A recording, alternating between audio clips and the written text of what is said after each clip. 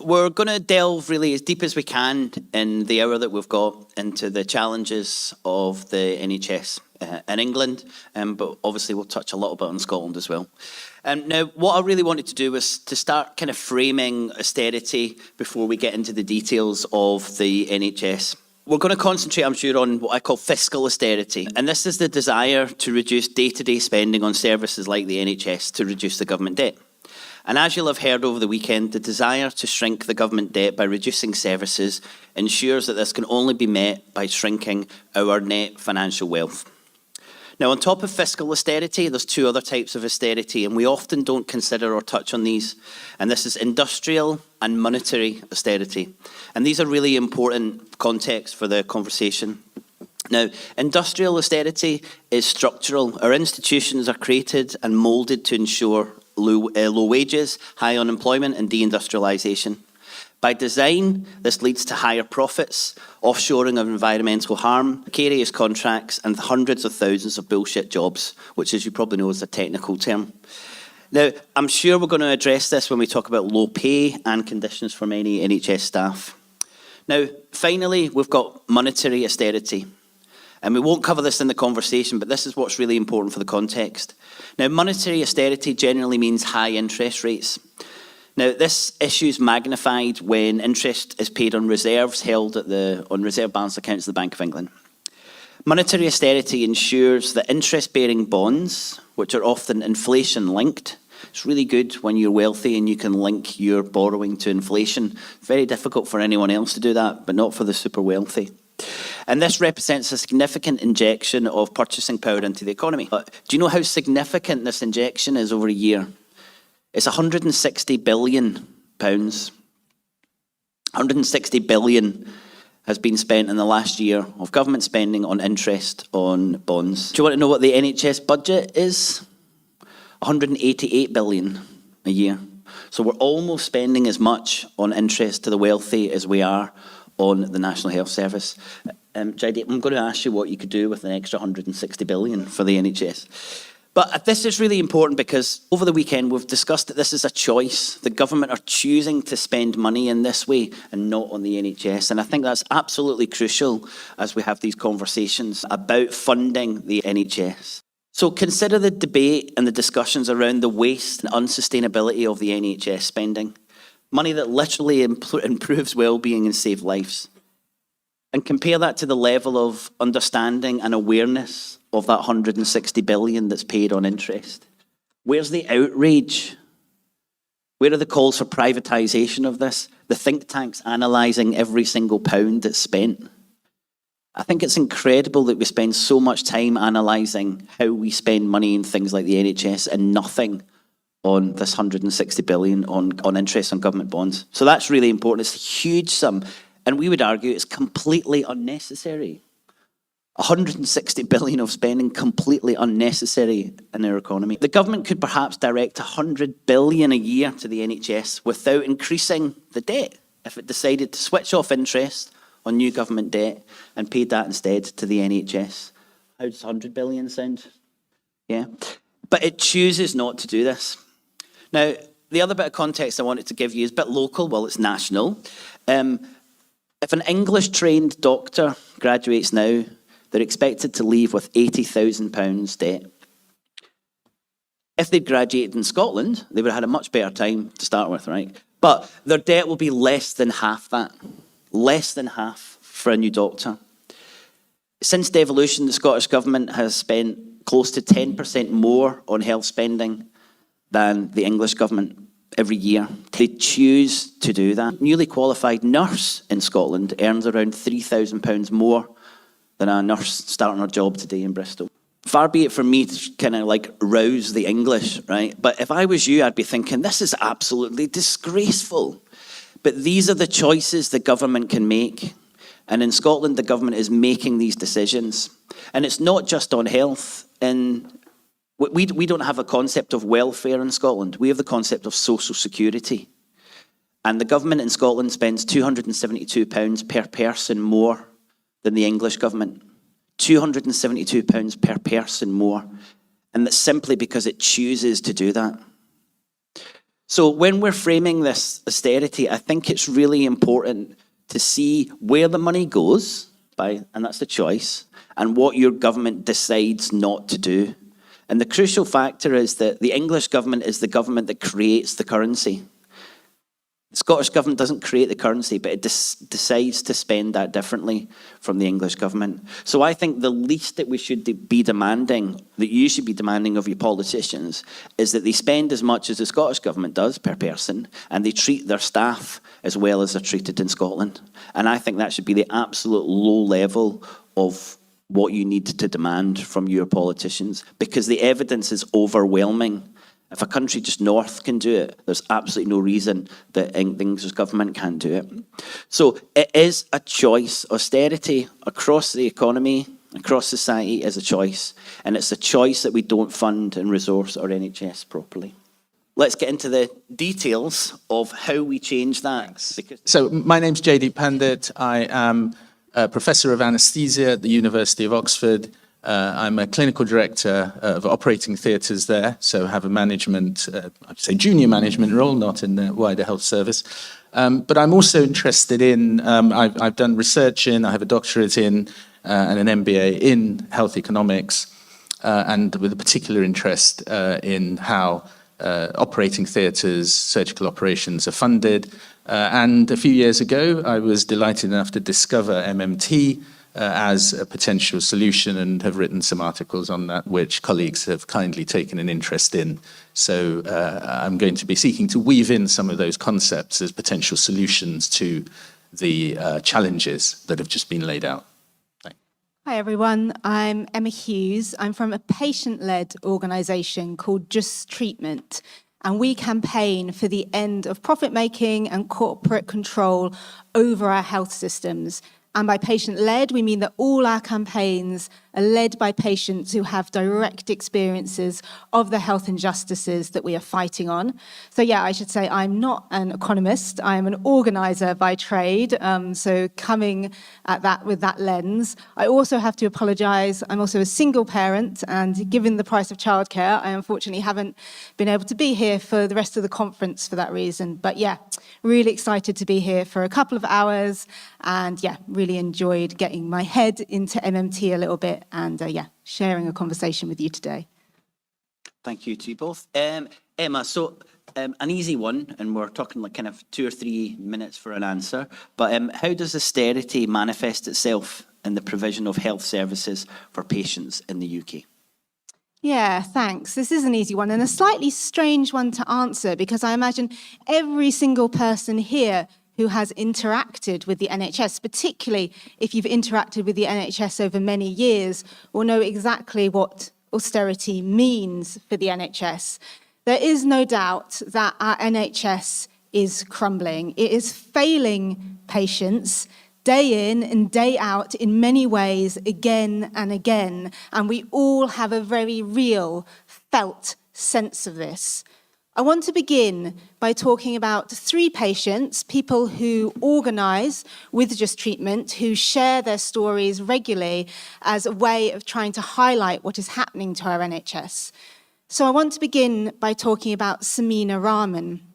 On Christmas Eve 2020, Samina was gathering in Birmingham with her family, her 2 grown-up daughters and her husband, Iqbal. Iqbal was the last to arrive. He'd been out buying sweets for the family, sweets that they always enjoyed over Christmas. When he arrived, he looked incredibly unwell and complained of feeling very unwell. Samina works as a speech and language therapist in the NHS, and she immediately identified that Iqbal was probably suffering from a heart attack. Her older daughter, Sana, rang 999 immediately. Samina stayed with Iqbal. They waited 40 minutes while Iqbal's condition got worse and worse. They rang back. They were told an ambulance was coming. Again, Iqbal's conditioning was getting worse. He was asking where help was, and Samina had nothing to say. They rung back another 15 minutes later. Still no ambulance. After an hour and 20 minutes, an ambulance arrived. It was too late. Iqbal had died. The paramedics worked on Iqbal. but they couldn't resuscitate him. If that ambulance had arrived on time, Iqmal may well still be alive. The next story I want to share is Mai. Mai works as an organiser with Just Treatment. Mai was sectioned when they were just 14 after a suicide attempt. They spent years in psychiatric care, eventually getting out, thanks to a very tenacious mother, their own courage and some amazing staff. They then relied on community care for the next 9 years. As that community care was stripped away, they hit crisis point again and ended up being sectioned. They then spent the next 3 years moving between privately run facilities that the NHS were outsourcing inpatient beds to and NHS facilities. At either place, they received nothing that you could really call treatment. Instead, they were dosed up on benzos and sedated for most of the time. Eventually, Mai's family and friends had got together and crowdfunded to pay for Mai to receive treatment in a private facility. Ironically, it was one of the same hospitals where there had also been an NHS patient and had not received any decent treatment. Mai is now rebuilding their life, but they are left with deep trauma, psychological scars, and also long-lasting physical impacts from their time in institutions. And finally, I want to talk about Maggie. Maggie got a kidney infection.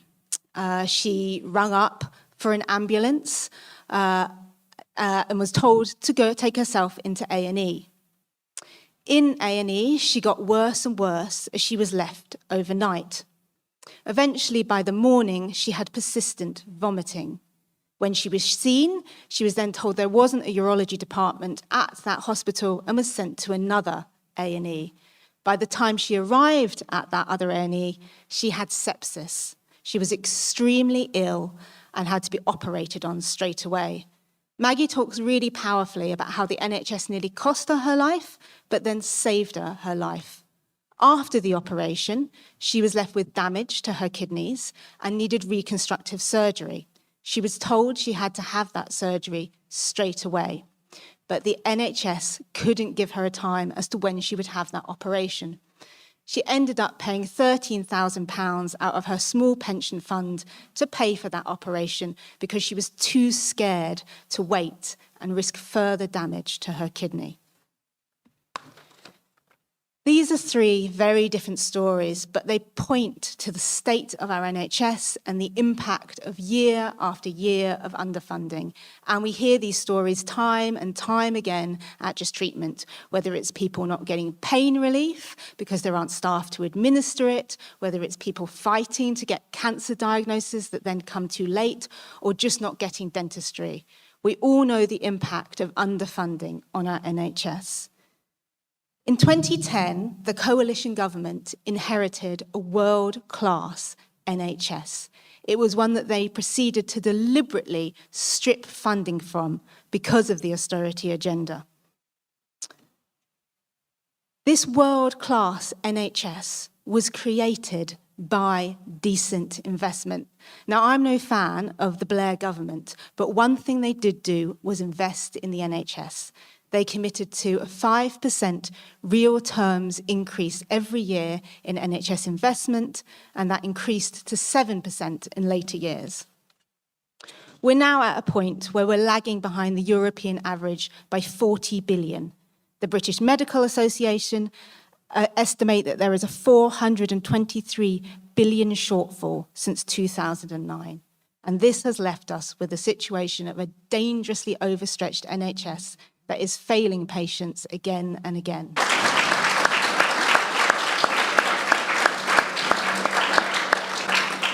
And as I said at the start, the context is just so important, and I think we really do need to think about the individuals when we're talking about a service as large as the NHS. So, Dr. Pandit, how does austerity, and you've loosely defined it as cost-cutting in your paper. Can you explain how this cost-cutting in the NHS unnecessarily constrains capacity and quality of health service? And then we'll kind of return to the impact on staff a little bit later. But really important question. And, just as a preamble, what Emma's just said is the focus of, all our activities as doctors. And it's ultimately the patients, who are bearing the brunt of this. The question's directed to me as a clinician as to how it constrains me, my teams, but actually it constrains the patients much more, as you've heard, and they're bearing the brunt. So everything that we're doing and trying to do is with that in mind. These are such shocking and saddening stories, so I'm really sorry and touched to hear those. So the question is how, to get back to the sort of dry areas of economics, how does this affect us and what is it doing to us? And in order to answer that question, that sort of, the funding structures, it's probably important to put up that slide. Is that possible? Can you project that slide? And I prepared this as a lecture and I realized then it was a panel, but this is a simplified version of the NHS funding system. Okay, now don't worry about the numbers, but just stand back and look at how incredibly complex it is. Now, I'm not going to take you through it step by step as I might have done in a full sort of hour-long lecture. But right at the top, you've got the funding source, which I think you've got it. I can't quite twist to see, but it's government or parliament or whatever. And then through this web of organizations, all designed to adjust and control and balance and cost control, right at the end, right at the bottom, and in fact below the bottom, you've got people like myself as the clinical directors in charge of individual departments, and then my colleagues working in the operating theatres as I do as well, and then of course the patients bearing the brunt of that. So in order to understand that very simple question you've asked, what is the cost balance? In order to answer that question, we really need to unravel all that. And that's a big research project itself. So it's not a linear question to ask. It's not as if there's just one step between the funder and the person spending the money or the department spending the money. There's all that to contend with. It works, I'm going to summarize because we want to move on. It works in two ways. One is that the overall amount that we receive in any department, and this applies to any department across any hospital, and any hospital will say that, is less than the demands, okay? And that leaves us with a choice. And businesses who are faced with similar choices, they have three levers, broadly speaking, leaving aside innovation and investment for infrastructure and building, which is a long-term thing. So the three levers. This is what standard economics tells us. Correct me if I'm wrong in Economists. One is price control.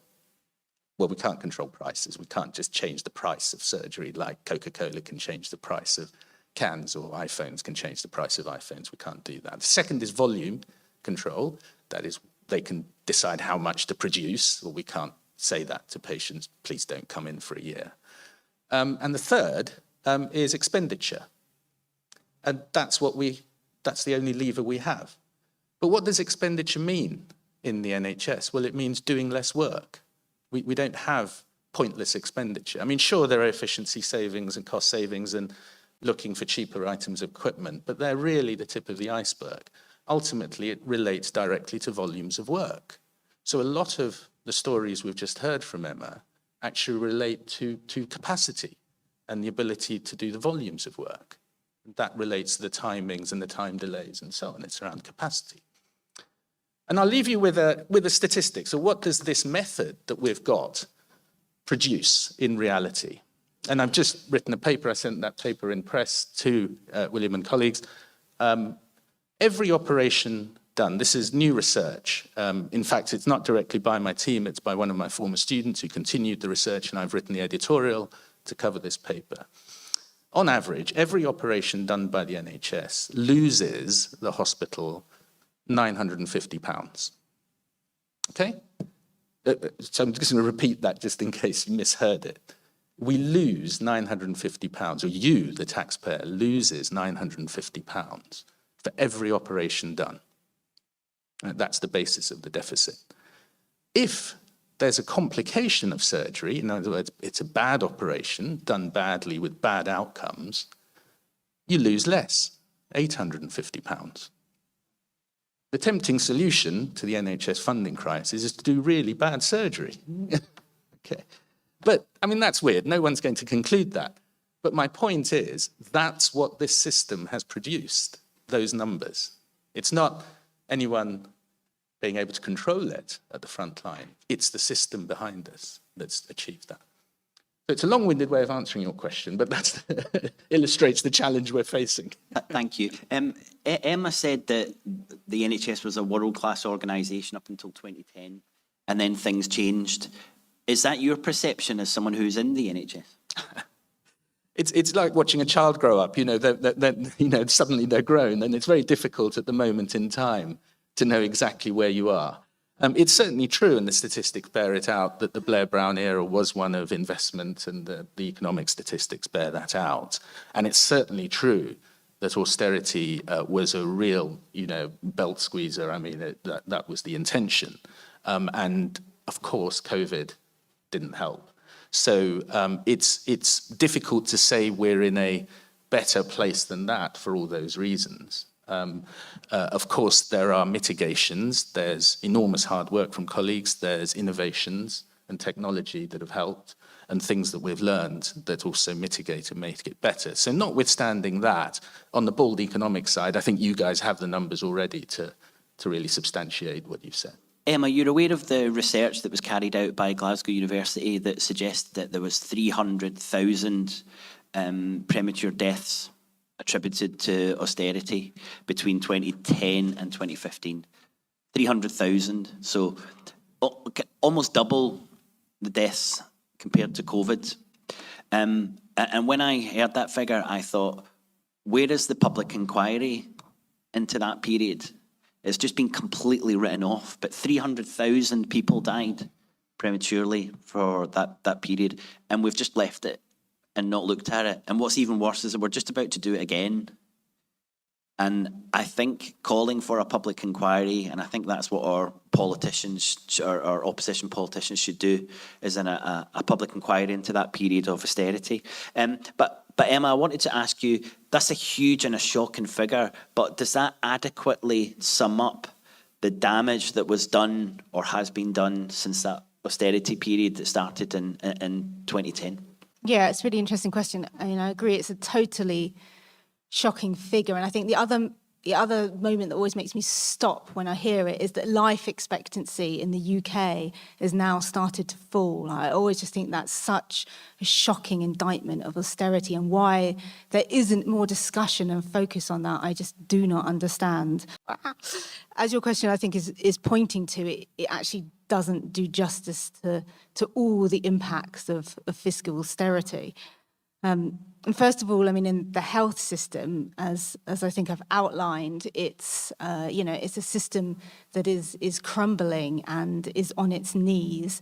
And this affects, almost every area of care that you can think of. So you're talking about life-saving care, you're talking about preventative care, you're talking about routine care, and you're also talking about, things that go well beyond just the ability to live, but also, how we live. We're talking about dentistry. I remember my mum used to go to the doctor to get her ear syringed regularly. Can you imagine that happening now? People getting skin tag removes. So many areas of healthcare we are having to pay for now. And what this is eroding is the idea of the public health system. And of course, in its place, more and more corporations and private companies are being brought in instead. And this is worse for patients, but it's also worse for democracy. These companies are completely unaccountable. You only have to look at what's happening with data, with Palantir, a company which has ties with surveillance, and the Israeli military being brought in to run the federated data platform, making huge money off this very, very valuable data set that the NHS provides with no accountability, no transparency. And when patients go to doctors now, they're expected to trust doctors with this very sensitive information that then is being given to these unaccountable companies. So So yeah, I do think we are eroding the idea of the public health system, and we are moving towards a two-tier health system. And obviously it goes beyond health. It's everywhere. It's swimming pools, it's libraries, I'm sure you've been talking about here. You know, it's the welfare state. We are increasingly addressed as consumers rather than citizens. And I think the impact on that as individuals and how we understand ourselves and how we understand society should really not be underestimated. At Just Treatment, we also have this campaign called Mad Youth Organise, which is working with young people who are directly affected by the youth mental health crisis. They have collectively written a manifesto which talks about the impacts of austerity and the impacts of corporation on young people's mental health, making the conditions in which young people live unbearable, precarious, shit jobs, the climate crisis, unaffordable rents. These are the structural things that are driving the youth mental health crisis. So yeah, austerity is taking away our ability to live, but is also taking away our ability to live well in, really, really profound ways. Thank you very much. We've already got a two-tier health service, Scotland and then England. I think. Prescriptions are free in Scotland, by the way. I know they cost you a tenner down here. But this harks back to this understanding that the money is not a problem, and that's what the MMT lens gives you.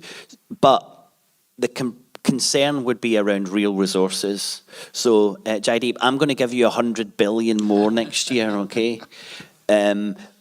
What do you do with that money? And what is the constraints that you have alongside not having the funding? Well, we don't have resource constraints, actually. Okay, that's the reality. It is said that we have a shortage of workforce. That is not true. Okay, we do not have a shortage of doctors or nurses per se. Okay, that simply is false. What we do have is a shortage of jobs that we're offering people who are qualified. Okay, that is true.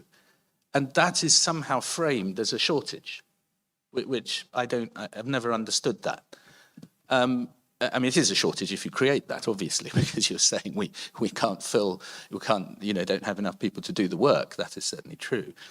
But the second thing I'd say about the funding is the first thing to do with any injection of funding is to look at the way it's structured. That diagram that you saw earlier, that really has to change. And that austerity lens, or that orthodox money theory lens, really has to change to enable every pound of that 100 billion that you are offering me to actually reach the patient and do something productive. With a clunky system, it's inevitable that, like an old machine that's generating heat and the heat is lost, and the machine isn't doing what it's supposed to do, dig the hole or move you along the road, it's just wasted as heat. And although the complexity was designed almost in an evolutionary sense, bit by bit, by accretion, to try and inject efficiencies back in the system, as you saw from my stark example of funding of elective surgery, it's working against itself. And parts of the system do work against each other. So to solve the problems that Emma told in her patient stories, you think, oh, well, look, it's obvious what to do. And you try and do it, and you find actually it's had the reverse effect, or some other part of the system counteracts that. So the only way to use that £100 billion properly is to have an overhaul of the system as a whole, so it's efficient.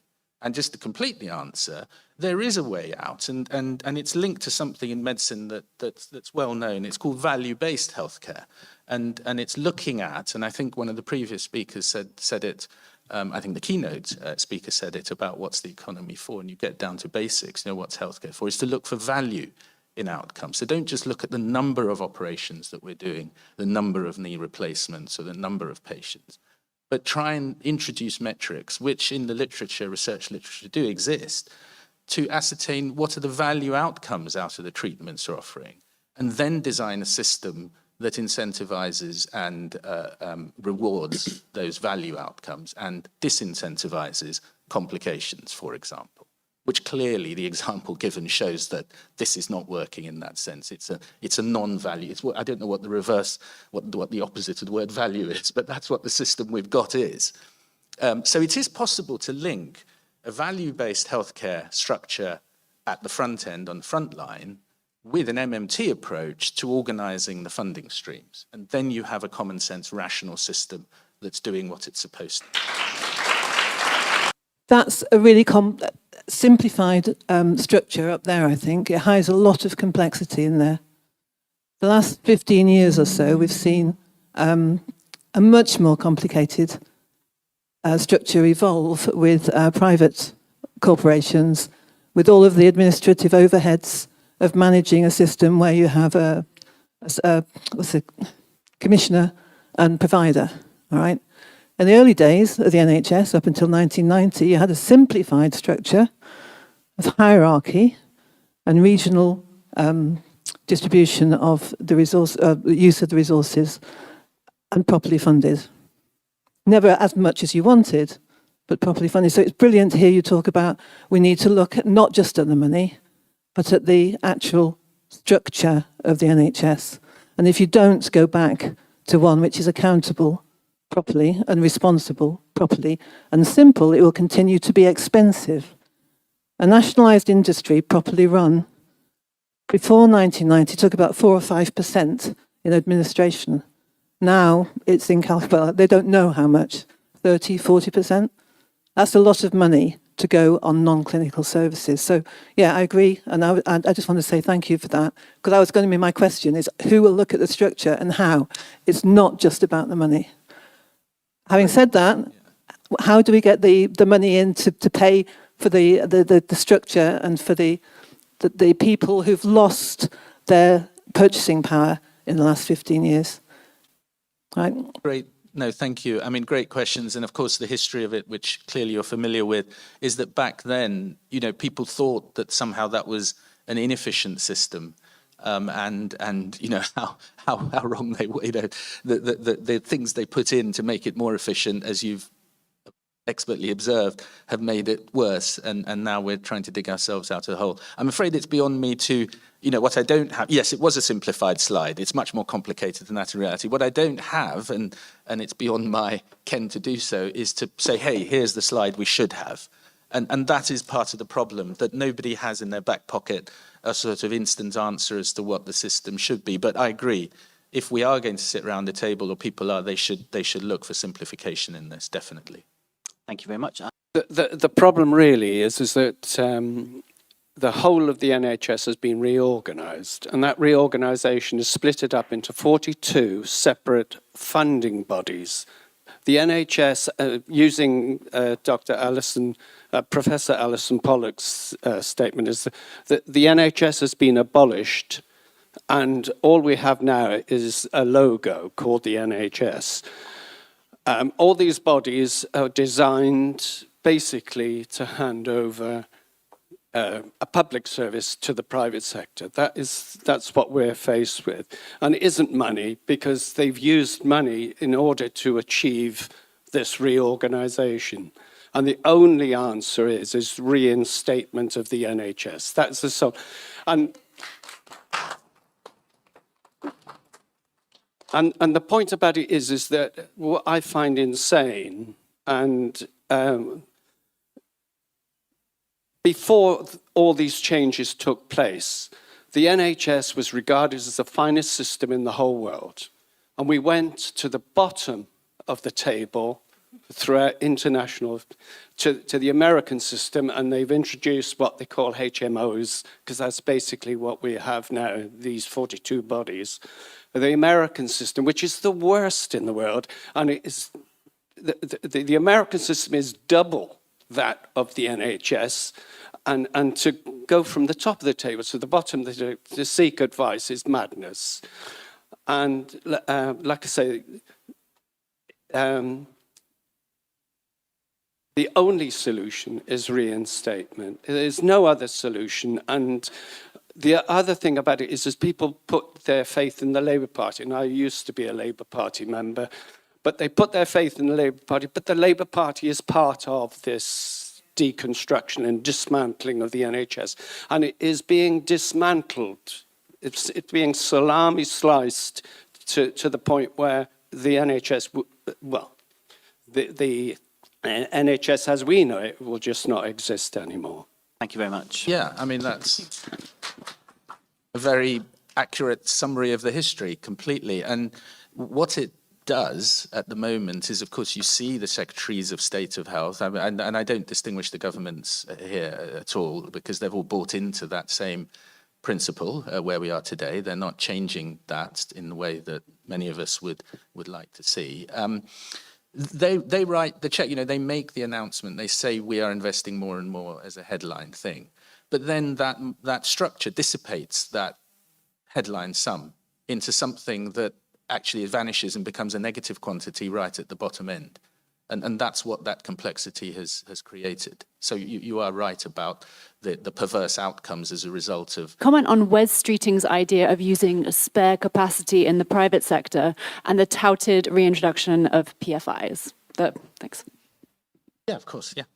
Yeah, so I was horrified to hear about the reintroduction of PFIs, paying for these neighbourhood health centres across the UK. And of course, I'm sure you're all well aware of the disaster of PFIs for the NHS, the privatisation of profit and then the socialisation of the risks and the costs and what that has meant, saddling the NHS with eye-watering costs and debts. It's an absolute disaster. And again, in terms of privatisation and, Wes Streeting, you mentioned the Labour Party, Wes Streeting is paid £10,000 a month by private healthcare companies. I think it's clear in whose interests he is working. Yeah, he is continuing the privatisation agenda, which has been so disastrous for the NHS. It's the state, it's the NHS who train staff. And then it is the private companies who poach that staff, draining resources from the NHS. Just treatment, we hear time and time again from patients who have basically denied access to these private healthcare companies that the NHS is outsourcing to because their conditions are too complicated.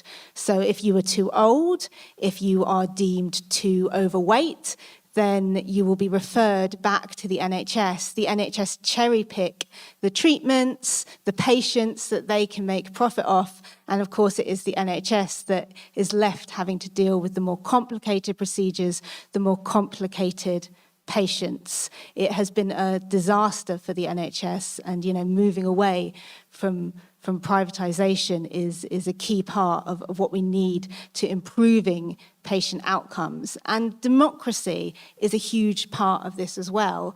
Wes Streeting pays a lot of lip service to democracy, but in actual fact, what he is offering is increasing a reliance on corporations, particularly tech corporations. He is using tech as a kind of silver bullet to the problems of the NHS, which unfortunately it just isn't going to be.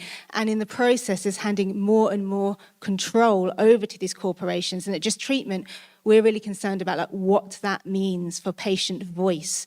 Where are patient voices represented meaningfully in the NHS? And as we've spoken about, these very convoluted, complex structures mean that there is just decreasing accountability, and patient voice is not being heard. So thanks. I think that was a great question. I'm going to answer it on two levels, really just to explain some of the economics and some of the reasons why that situation has happened. On a superficial level, yes, there is, inverted commas, capacity in the private sector. So instinctively, as a doctor and even as a patient, you might think, well, great, why shouldn't we use that? Because there's capacity there. So on that superficial level, that equation seems to add up. But if we take a step back and ask, well, why is that capacity there and where does it come from? Well, it comes from the same staff who spend 80% of their time working in the NHS. So then you say, well, hang on, why can they not just be paid more to work in the NHS? And why do we have to bring in the private sector with all the problems that Emma articulated? And the fundamental reason is, again, the system working against itself. And I'll give you an example. It's going to be the consultants who obviously predominantly work in the private, but it's also nursing staff doing their shifts. Austerity, George Osborne, and I wrote a paper on this, and I predicted that this would happen in that paper, and in our specialty, in our area, it's a well-known piece. Changed the doctors' pensions. Without boring you, the end result of that was that if a consultant worked the extra hours in the NHS, they would lose all that extra money. They would be working for nothing. That does not apply if they walk across the road and work in the private hospital. They get to keep the money that they've earned through working. That's the way the system has been set up by the government itself. And that has not changed. There's been some tinkering, but it has not changed. So the capacity in the private sector exists because of government policies. Now, they may not have dictated it, they may not have wanted it that way, but that is the predictable result, which I predict, and somebody like me could predict it all those years ago, and it has happened. It's obviously true. And that's then linked to separate pots of money within the system, back to that complexity. Imagine, and I'm simplifying it, a pot of money for NHS extra work that's limited. There's a separate pot for the private sector work, believe it or not. And the two can't be mixed. You can't say we'll take from that for that. They're separate. And so you either use it or lose it. Again, it's simplifying it, but that's the drivers that are creating that capacity. So yes, on a superficial level, if somebody said to me, yeah, look, of course we're going to have to use it, but taking a step back and reflecting, somebody has to ask, why does it exist in the first place? When we spoke yesterday, you spoke about the international market for healthcare. And I just wonder if you could touch on that for us. And, a doctor or a nurse in the UK, what are their options and how do we need to look at this in an international perspective? Yeah, great question again. And, the world has gone global, and with the internet and, WhatsApp and Twitter and so on, people know what's happening elsewhere much more quickly. I think we had a colleague from the United States who asked the question. There's been post-COVID, post-pandemic boom in the healthcare industry, understandably, because those waiting lists, just like demand for iPhones, fuel need for healthcare. And prices have gone up, wages have gone up. I haven't looked at the latest GDP figures, but American healthcare was consuming a huge proportion of American GDP. That's not a good thing. It's more so. American salaries have gone up. Average salaries for a nurse, $250,000. I won't even mention my colleagues in anaesthesia, what they're getting. They're eye-watering figures. The problem they're having as a result is things like burnout and overwork, whereas we're complaining about our meager salaries, they're complaining about overwork. And elsewhere in the world, because of that more private, the market it works. And the way the market's working when demand is high is, of course, what you see increased prices, increased wages. That's just the way it works. And are people going away? I looked up after our preparatory conversation. It's difficult to find the exact figures, but yes, it has gone up. There's always an attrition of medical students, about 10% through leaving medical school or failing exams or whatever. You can squeeze that down through better courses and training, but it's about that figure. The figure leaving in training, which is the critical period, including for periods of 1 to 3 years, which is absence from the NHS, let alone permanently, is 20%. So we're losing 30% of our staff even before they're consultants, and then consultants are moving too. The only barriers are language barriers and sometimes extra exams that they have to do, but they're overcoming those. So this is not something that we've factored in as the cost of austerity. We haven't factored that in. And the data are really difficult to find. They are obtainable, and somebody should do a project to get to the bottom of this. Because we've invested in those people, notwithstanding student fees, student loans, I should call them officially, but you know what I mean. Notwithstanding that, they are making those choices. And the alternative, I don't know the data for Scotland, but what Scotland is achieved, which is where we were before, which is create a community that's locked into the vision of the NHS. So you get education for free. You understand the system, it's clear what it is, and it's a supportive system that's directed to patient care in the way that it used to be. That's changed because they're now coming out monetized. with that debt, and they're looking for solutions to meet that debt, and they're making inevitable choices. I've got a question for Stephen, if you can just ponder this. I just wonder how we can frame the MMT lens for both our panelists with the problems that they've got. Could I ask the question? So I'm going to give you a few minutes to think about that. So it's not, I don't feel too bad asking you that. But how can we, so when, I want both of you to, when you leave, to think this MMT lens is helpful and this will allow me to say or do something. And I'm putting that challenge on Stephen. Question? Yeah, there's a couple of things really. I mean, if you look at how complicated this is for doctors, can you imagine what it's like for us? Trying to navigate a child's mental health crisis when you've got this part saying, well, you've got to go, we'll look after you for this number of weeks. Then we've got to decide with these people whether you're going to go here or here. Then they're going to say, well, you've got to try here first. If that's no good, then we'll have to come back here. And all the time, your child is suffering, and things are so complicated now. I believe they have actual navigators to help you through the system, which is somebody else that shouldn't really need to be paid for, or, this person could be doing something more useful. And for me, going back to MMT, this PFI nonsense, this is what MMT strips away. We don't need the private sector to come in and help us. We also don't need private hospitals to be charities, while NHS hospitals have to pay rates. The whole system is just not only complicated but ridiculous, and it does the exact opposite of what it's supposed to be doing. So for me, MMT is the key to the start of this, and then going back to the NHS as it properly was, we'll do the rest. That was a really good question, and Stephen, that might have got you out of jail there with summarising the usefulness of the MMT lens. But I do want to come to you to finish. Yes. This is more of just an observation and a comment. I am American. My background is in health care administration. I worked for a major hospital. I know a lot about private enterprise in medicine, and I used to be in meetings with my boss, who used to talk about medical procedures that we did as products. And I want to say that it's capital. I mean, it's the money. It's the huge amounts of money flowing into the health services, and it's just wrong.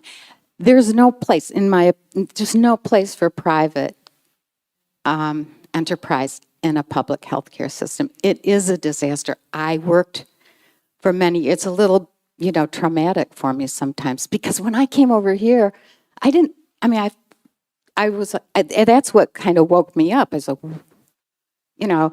and it was a whole different ball game. And yeah, I'd just say thanks for that. And you're right, it is obviously, completely at odds with, what should be a public healthcare system, that, the main concern should be public health outcomes. And I'll just hook onto this just to very quickly mention, because they haven't been mentioned so far, the pharmaceutical industry, which, we pay billions and billions to, who are set up with a very, very well-defined rule playbook on how you extract as much money as possible from public health systems, resulting in the denial of access to medicines for millions and millions of patients, and a model of medicine which is based on drugs which you can make profit of, really underutilizing things like public prescribing.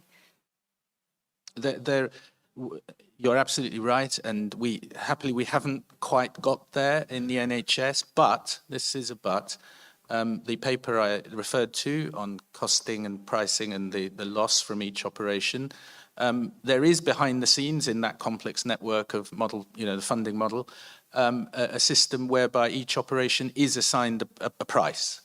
That does exist. It's public knowledge, you can look it up.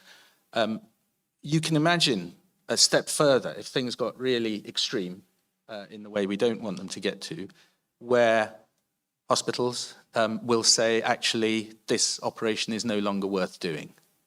I mean, that is true in the harsh economic sense already, but they're not taking that step further, saying we're not going to do it. But you can see the dangers of going down that orthodox money theory line of pricing everything. It's arbitrary, but nevertheless, it has a price tag on it. Because you can see the consequences of that if, in OMT terms, you're then asked to balance the budget, because that's the logical decision to make. So I think your input has been very important to warn us of going down that line, which is looming if we're not extra careful. Thank you. I think we'll probably got time for one more question. Thanks. I just kind of wanted to bring it back, as you said, to the kind of MMT prescription. Oh, that's a pun, isn't it? Sorry. For the health system, I think it's a really useful archetypal example. It's our biggest, well, most obvious area of public expenditure. We doubled spending in the previous Labour era for various reasons broadly. Perhaps we need to double it again. Let's say it's 100 billion we need to spend, right, to bring the health, notwithstanding all the other changes you guys have been describing. As a non-MMT economist, a non-economist, what are we actually saying needs to happen? Are we saying that the state creates this 100 billion, maybe it's 25 billion a year, ramping up through this parliament, the Bank of England buys that, or we spend it into the economy, we don't issue bonds, we don't go after the 5.7 trillion in in property wealth that we have in the country, which is kind of the orthodox progressive solution. I'm just trying to understand what are we actually saying needs to happen? Because I think if we can be clear on that, we can start to use people like Zach Polanski to campaign for this. But we're all sort of saying, the MMT solution, and it's not actually clear to me what we're saying, what we're asking for. And I'd really love the MMT economists in the room to articulate that as clearly as possible so we can kind of get behind it, basically. Okay, thank you. The thing I would say is we need to change the fiscal rules. And the fiscal rules are designed to reduce day-to-day spending, which you can include the NHS in that. So that's the first thing, is that Zach should be campaigning for a removal of fiscal rules. And that instantly it changes the rules of the game. Hi, it was just to clarify, when Pandit mentioned value-based healthcare, could you expand that a bit? How does that contrast with values-based? The second of those may be around the ethical aspects. The first of those is around the end result of surgery, of interventions. For example, I'll give you a really crude example. Something like a hip replacement is generally a good thing to do because it gets people mobile and walking, and they don't get, pressure sores and deep vein thrombosis and all sorts of things, and they can be productive if they're at working age. But a hip replacement in someone wheelchair-bound with multiple sclerosis, who might have a bad hip but no pain, is of no value at all. Yes, it fulfills the criteria because it looks bad on the X-ray, but it's not going to get them walking. This is a very, very crude example. That's not to say disabled people shouldn't have surgery. It's just an extreme example just to illustrate the sort of metrics. And there's a lot of literature around refining what value means in every context.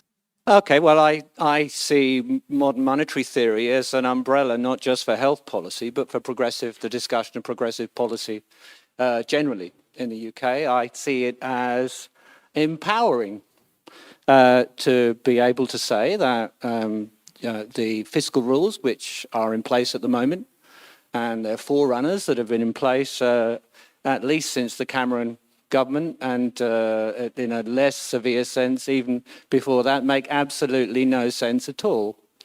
At the moment, it is possible for there to be a significant increase in public spending on the health system and investments in the health system without that spending being inflationary, in my view. What do I think that the UK government should be doing at the moment? I think that the UK government should be running a larger fiscal deficit than they are currently. So I do not think that significant additional expenditure on the health service necessarily needs additional taxes in order to drain funds from the economy in order for you to be living within your productive capacity right now. There is no reason not to fund investments in the health service to improve the provision of health services in this country, at least, as William was saying, to shift the system in England, at least to where they are in Scotland. And there's no reason to be scared about increasing the share of gross domestic product being invested in health. Indeed, that is a sensible thing to do in a rich country with an aging population. It's exactly what should be happening. So experts like those on our panel should be involved, and the community more widely should be involved in discussing the type of health system that people want to exist in the UK. And it's then a matter of looking at whether you have the real resources to do that quickly, including the people and the skills and the technology. And you have to look at the institutions, and you have to look at how the system is structured at the moment. And a plan needs to be in place, and it needs somebody with courage and with the sort of charisma that I think people like Zach Polanski actually have to make the case to, well, let's go back to the 1940s, shall we? To introduce a national health service in the United Kingdom.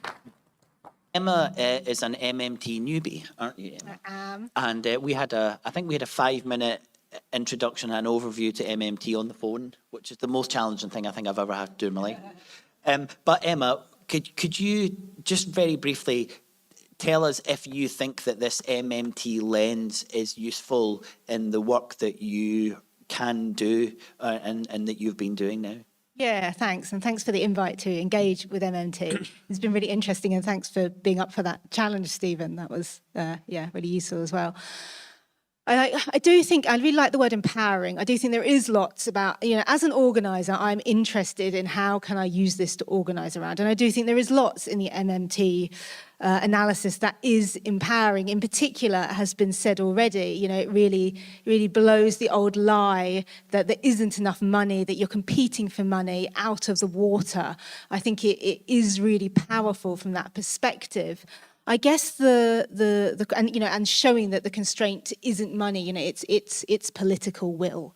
I guess the question that I have as an organiser is looking at the momentum at the moment, which is around taxation, increased taxation.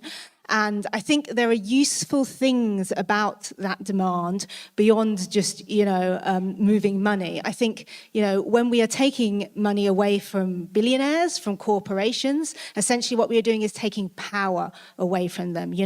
They get power from inequality. So I think it's an important demand to be making, and it's also one that is, gaining in traction, gaining momentum. Now, I don't think MMT and tax demands are at all necessarily mutually exclusive as far as I understand, but it's how do you frame MMT to really talk into that debate and to talk to where the debate is at. And part of what makes taxation powerful for me as an organiser is that it names the villain.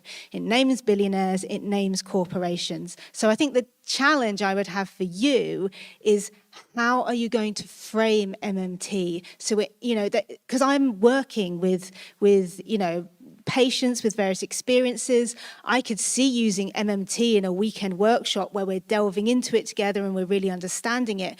Where I struggle at the moment is when I'm working with those leaders to do media appearances and, they've got a soundbite and people go on and call for more taxation and they're laughed out of the room. How do we, of course, there's always a job of work to do to, push the Overton window, to push common sense. And those arguments aren't going to land in the media right now. But what's the communication? What's the framing that we need to be doing to make that land, basically?